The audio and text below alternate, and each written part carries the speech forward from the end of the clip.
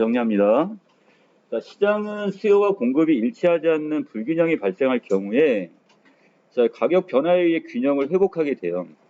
자, 그래서 이때 예를 들어 시장에서 초과 공급, 지금 수요보다 공급이 너무 많이 발생을 하면 이때 가격이 하락으로 수요량이 늘어나고 공급량이 줄면서 균형이 회복된대요. 자, 물건이 많이 지금 많아 남아 돌아. 그러면 결국 어떻게 해? 이거 생산자 입장이나 판매자 입장에서 이걸 팔아야 되니까 가격을 낮추겠죠? 그럼 수요자들은 반대로 어떻게 가격이 낮아지니까 그만큼 더 많이 사들이려고 할 겁니다, 지금. 자, 그래서 그러다 보면 결국 어떻게 일정하게 수요와 공급 곡선이 만나는 지점이 생기게 되죠. 그럼으로써 다시 균형을 회복하게 됩니다. 자, 이러한 시장의 가격 조정 기능과 관련하여 이 거시 경제학에서는 시간대를 단기와 장기로 구분을 합니다. 자, 단기라는 것은요, 가격 조정이 원활히 이루어지지 않아서 시장이 어떤 불균형의 상태에 빠져 있는 지속되는 시간대를 우리는 물어보고 단기로 봅니다. 자, 그리고 장기는 신축적 가격 조정에 의해 결국 시장 균형이 달성되는 시간대, 이것을 우리는 장기로 봅니다. 자, 그렇다면 거시 경제학적 입장에서는 단기적으로는 불균형이 올 수 있지만 장기적으로는 균형의 상태가 다시 도달된다고 보는 거죠. 자, 그런데 단기의 지속 시간, 즉 시장 불균형이 발생한 이후에 다시 균형을 회복하는 데 걸리는 시간에 대해서 서로 다른 입장이 존재합니다. 자, 먼저 1930년 이전까지만 해도 이 경제학의 주를 이뤘던 바로 이 고전 경제학파는 시장은 가격의 신축적인 조정에 의해 항상 균형을 달성한다고 봤어요. 자, 그래서 이른바 이 보이지 않는 손에 의해서 시장의 자기 조정 능력을 신뢰하는 입장으로, 자, 이에 따르면 단기는 존재하지 않는데요. 달리 이야기하면 불균형이 발생할 경우에 즉시 가격이 변화해서 시장의 균형을 회복하게 되기 때문에 불균형 상태는 오지 않는다, 이렇게 보는 거죠. 자, 따라서 고전학파는 호황이나 불황이 나타나는 경기 변동 현상은 발생하지 않는다고 봅니다. 자, 그 다음에 밑에 하지만 케인스는 고전학파의 주장과 달리 장기에는 가격이 신축적이지만 단기에는 경직적이라고 한댔어요. 이 경직적의 뜻이 뭐예요? 뭔가 굳어있는 상태이기 때문에, 자, 그래서 이건 어떻게 돼? 단기적으로는 불균형의 상태가 어느 정도 지속될 수 있다고 보는 거죠. 자, 우리는 고전학파에 대해서 케인즈는 반대적 이론을 취하면서, 자, 고전학파 입장에서는 단기는 존재하지 않고 장기, 균형의 상태만 온다고 보는데 반면, 자, 아래 있는 케인즈의 입장은 단기와 장기, 그러니까 경제의 불균형과 균형의 상태가 다 올 수가 있다, 이렇게 보고 있습니다. 자, 바로 그 예로서 그 1930년대 케인스가 이때 활동했던 시기인데, 경제 대공황이 원인이 이러한 시장의 가격 경직성에 있다고 주장을 합니다. 자, 그러면 이렇게 가격 경직성이 심할수록 소비나 투자 등 총 수요가 변동할 때 극심한 경기 변동 현상이 유발된다고 봤기 때문이고요. 자, 또한 노동시장에서의 가격인 임금이, 우리가 쉽게 하면 월급이라고 생각하시면 돼요. 이것이 경직적인 경우에 기업의 노동 수요 감소가 임금 하락으로 상쇄되는 대신에 대규모의 뭐가 올 수밖에 없다? 자, 바로 실업 사태가 올 수 있다고 보게 되는 겁니다. 자, 그래서 이것을 가지고 케인스의 어떤 이론이 결국 이 1930년대 경제 대공황을 어느 정도 설득력 있게 이걸 설명을 했단 말이야. 자, 이러한 케인스의 주장은 바로 이 케인스 학파에 의해 발전이 되는데, 자, 케인스 학파는 경기 변동을 시장 균형으로부터 이탈과 회복, 즉 불균형 상태와 균형 상태가 반복되는 현상으로 지금 설명을 했습니다. 자, 그래서 총수요 변동이 유발한 불균형 상태가 가격 경직성으로 말미암아서 오래 지속될 수 있다고 봤어요. 따라서 이들은 누가 개입을 해야 돼요? 자, 정부가 나서가지고 이 재정 정책을 펼치거나, 이 금융기관에 의한 통화 정책, 보통 우리가 중앙은행이죠. 자, 중앙은행의 어떤 통화 정책 등 경기 안정화 정책을 통해서 경제의 총수요를 관리함으로써 경기 변동을 조절해야 한다고 주장합니다. 자, 바로 이것이 정부가 무슨 역할을 해주는 거예요? 이 정부는 바로 보이는 손의 역할을 하게 되는 거죠. 자, 달리 경제의 불균형 상태가 됐어. 이 경우에 결국 누가 나서야 된다? 정부가 나서서 이걸 해결해야 된다 입장이 케인즈의 입장이 되는 겁니다. 자, 특히 1950년대 이후에 컴퓨터의 발달과 통계학의 발전으로 자, 거시 계량, 모형이 개발되어서 자, 경기 예측과 그 다음에 정책 효과 분석에 이용됨에 따라서 케인즈 학파는 정책을 통해 경기 변동을 제거할 수 있을 것이라고 기대를 했습니다.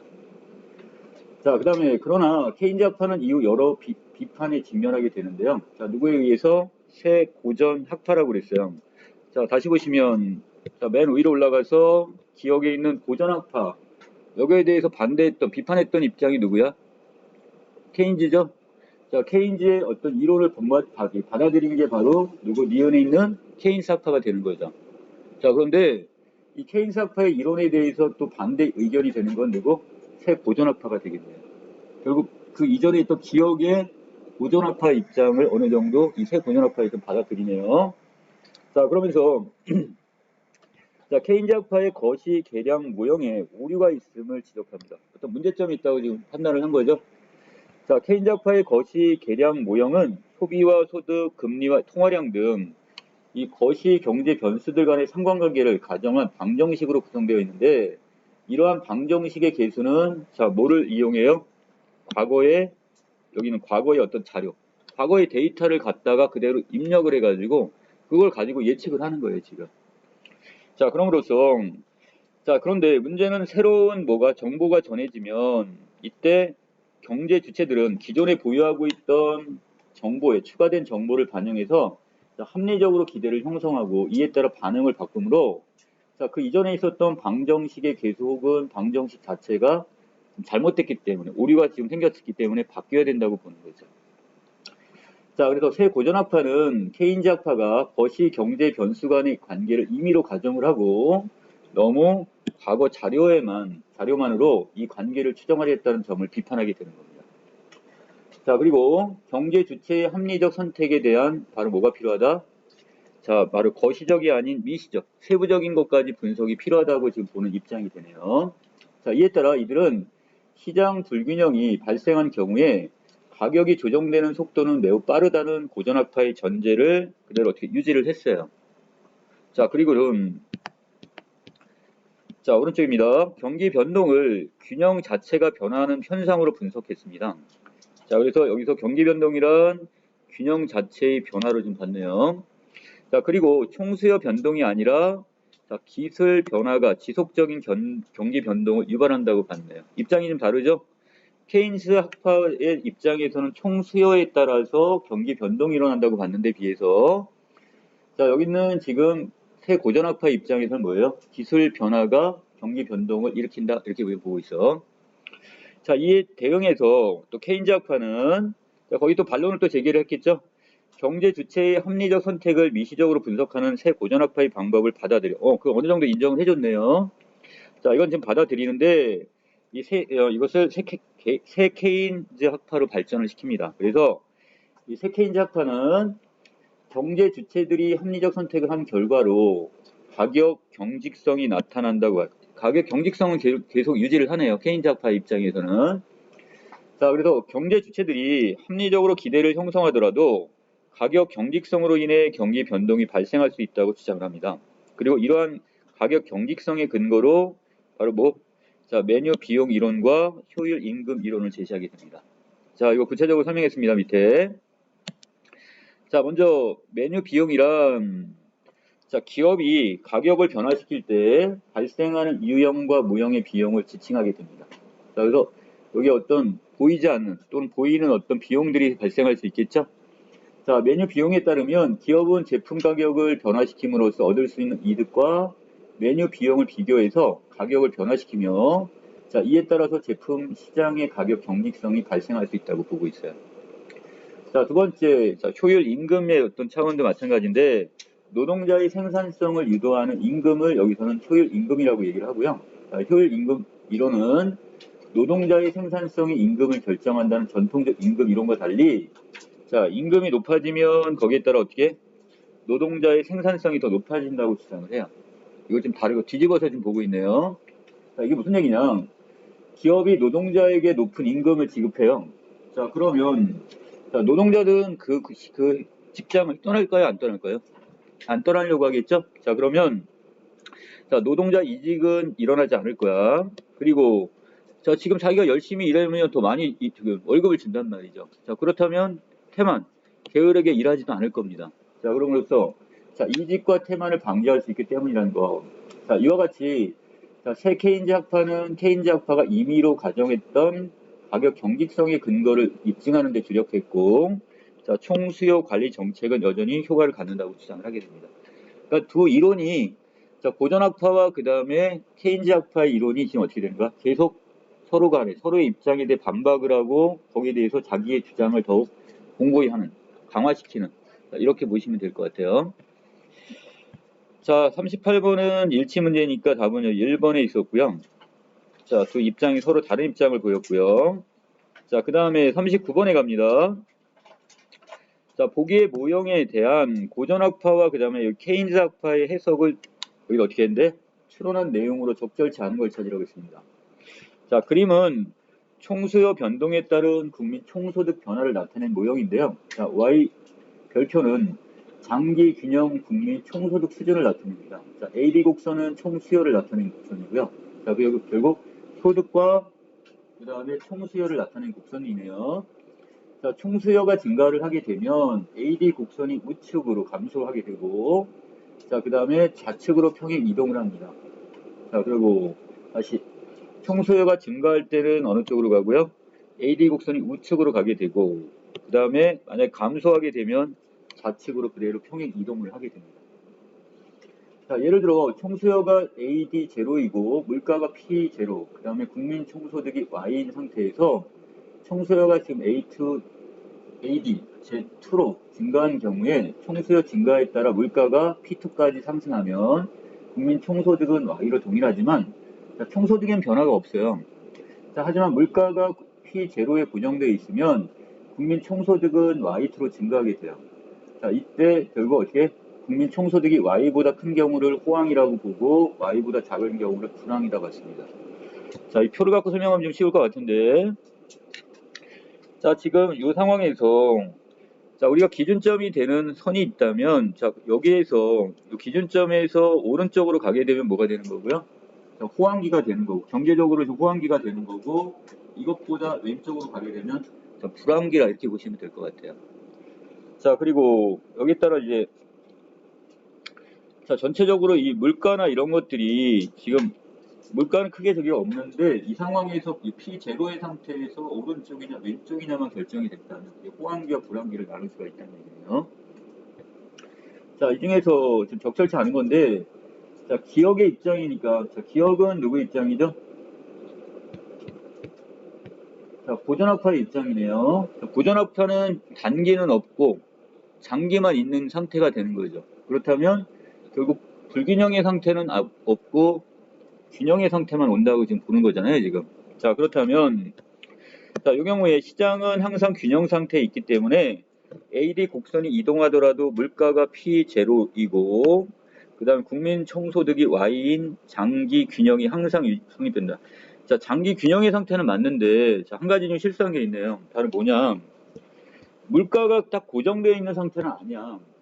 자, 지금 여기서는 어떻게 되는 거야? 자, P0에서 P1으로 내려갈 수도 있고 또는 P2의 가격으로 갈 수는 있어요. 근데 거기에 따라서 이게 어떻게 되는 거야? 이것들이 지금 어떻게 AD1과 AD0, AD2가 있죠. 자, 이것이 결국 어디에서 만나느냐에 결정이 되는 거기 때문에 자, 예를 들어서 P0에서 여기 왔을 때 만약에 AD1이라면 지금 여기 요 곡선에 만난 요 지점이 되는 거고 자, 요게 지금 여기 가운데 있다면 여기인데 여기 기준점으로 이쪽으로 갔다면 불황이 되는 거고 반대로 호황이 되는 거니까. 자, 그래서 가격은 P1에서 P2까지 왔다 갔다 할 수는 있어요. 그런데 바로 어떻게 되는 거야? 불균형 상태를 오래 가지 않고 바로 이걸 극복을 해가지고 어떤 균형의 상태를 지금 유지를 한다는 뜻이 되는 거지 가격 자체가 그냥 P0로 고정되어 있다는 뜻은 아닌 거죠. 이해되시나요?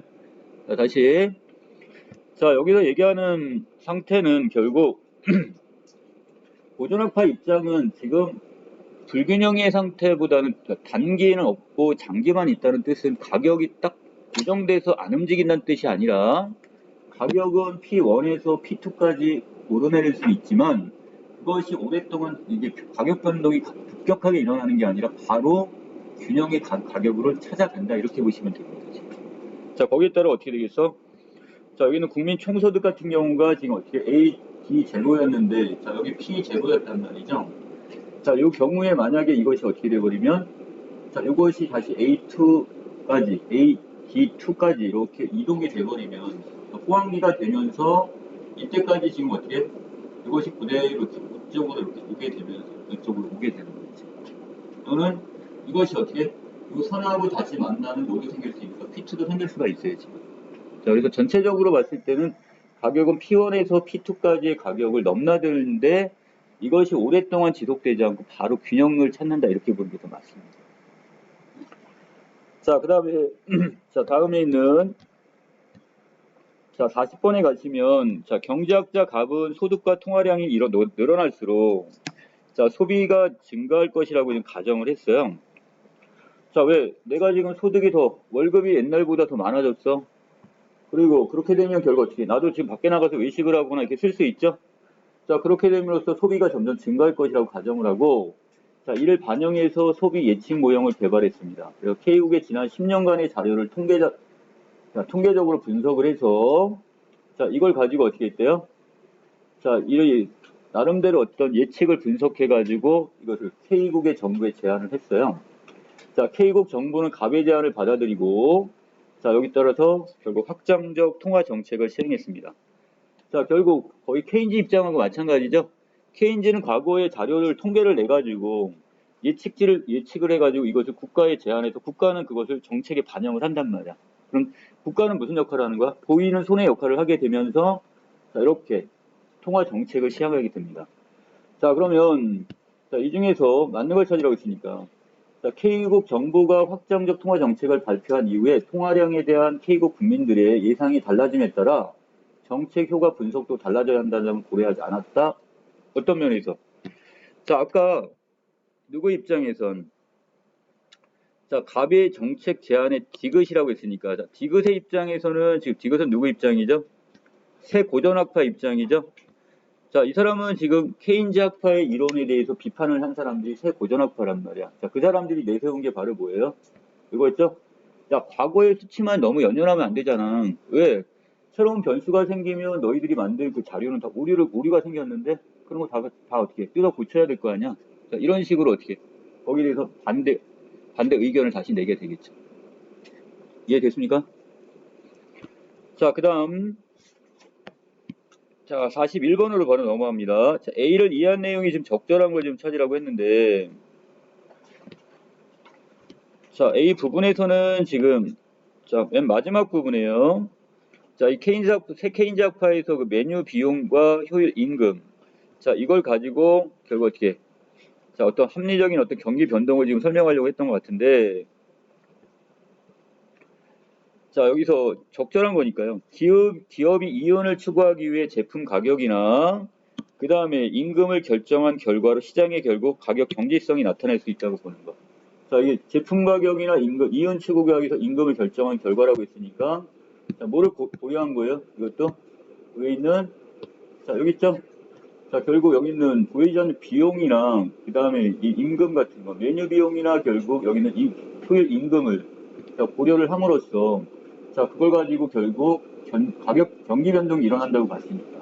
자, 여기서 중요한 것은 어떤 요소가? 바로 이 가격 경직성이 결국 경기 변동을 일으킨다는 입장에서는 맞게 되는 거죠. 자, 됐습니까? 여기까지? 자, 그 다음에 42번에서는 답은 4번 이렇게 체크하고 넘어갈게요.